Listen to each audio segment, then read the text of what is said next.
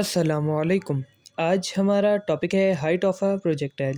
आज हम लोग फाइंड करने वाले हैं कि आज हम लोग वो फार्मूला फाइंड करने वाले हैं जिससे हम लोग किसी भी प्रोजेक्टाइल की हाइट मालूम कर सकते हैं कि इसने कितनी हाइट कवर की है, कितना पाथ कवर किया है। तो चलिए इसको शुरू करते हैं। The height of the projectile is the maximum vertical distance attend bye it during the projectile motion. It is denoted by h as shown in figure 3.5. To determine h we use the third equation of motion as। ठीक है। अब जो height है किसी भी projectile की, उसने जितना जो हम किसी भी प्रोजेक्टाइल की हाइट मालूम करते हैं ना, तो हम देखते हैं कि इसने मैक्सिमम हाइट कितनी अटेन की है। ठीक है, उसे हम डिनोट कर देते हैं एच से। और हाइट ऑफ प्रोजेक्टाइल फाइंड करने का फॉर्मूला फाइंड करने के लिए हम लोग इस्तेमाल करते हैं थर्ड इक्वेशन ऑफ मोशन, जो है 2as is equal to v f square minus v i square. अब यहाँ पे हम लोग प्रोजेक्टाइल की टर्म में इस्तेमाल करेंगे।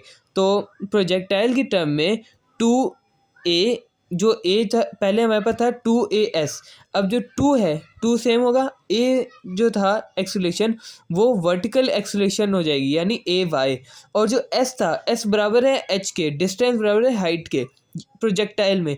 तो इसलिए 2as की जगह 2ay h is equal to, पहले था हमारे पास v f square minus v i square. अब यहाँ पे हम लोग v f square of vertical component minus v i square of vertical component, यानी final velocity of vertical component का square minus initial velocity of vertical component का square. ठीक है। It may be denoted that at maximum height v f y is equal to 0 since the body comes at rest at maximum height. Also a projectile moving upward, so ay is equal to minus 0 minus g, hence equation 1 becomes this। ठीक है। अब क्या हुआ, हमने suppose किया है कि जो बॉल हमने उसकी मैक्सिमम हाइट को पकड़ा है। ठीक है। अब वो मैक्सिमम हाइट पे है तो उसकी जो फाइनल वेलोसिटी वो तो ज़ीरो हो जाएगी, क्योंकि एक जगह पे हमने उससे बोला कि इधर रुक गया है बस, तो मैक्सिमम वेलोसिटी उसकी ज़ीरो हो जाएगी वर्टिकल कंपोनेंट की। तो वर्टिकल कंपोनेंट की जो मैक्सिमम वेलोसिटी है वो हम ज़ीरो लेंगे। और जो प्रोजेक्टाइल है, हमारी जो बॉल, हमने बॉल सपोज की है, एक फुटबॉलर ने बॉल को किक किया है अपवर्ड, इस किसी कोई एंगल बन रहा है बीच में, तो जो बॉल है वो ऊपर गई। ठीक है।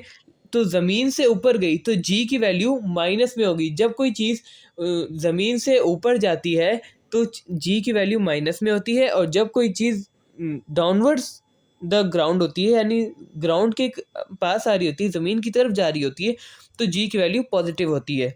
तो हमारे पास जो इक्वेशन थी अभी हमने पढ़ी है 2ay/h is equal to v f square minus v i square, ये बन जाएगी 2 minus g h is equal to 0 minus v i square y. अभी जो माइनस जी है, ये minus g acceleration of y component है। ये माइनस जी इसलिए क्योंकि बॉल ऊपर गई है, और जो हमारे पास फाइनल वेलोसिटी का कंपोनेंट था वर्टिकल, ये ज़ीरो हो गया क्योंकि बॉल एक जगह पे हमने उसे सपोज किया कि उधर रुक गई है और मैक्सिमम हाइट पे है। तो अब अपवर्ड इसकी कोई एक्सेलरेशन नहीं होगी, डाउनवर्ड ही होगी। तो अब हमारे पास ये फार्मूला बन गया। Also as v i y बराबर है वी आई साइन थीटा के, तो हमें मिल जाएगा minus 2gh is equal to 0 minus v i square sine square theta. अब ये v i square sine square theta कहाँ से आया, अब ऊपर देखें फार्मूला में, यहाँ पे मतलब सेकंड फार्मूला में इधर वी आई वाई स्क्वायर था, और हमने भी पढ़ा है कि वी आई वाई स्क्वायर बराबर होता है v i sine square theta के। ठीक है। बाय अरेंजिंग वी गेट, अब इनको हम लोग रीअरेंज कर देते हैं।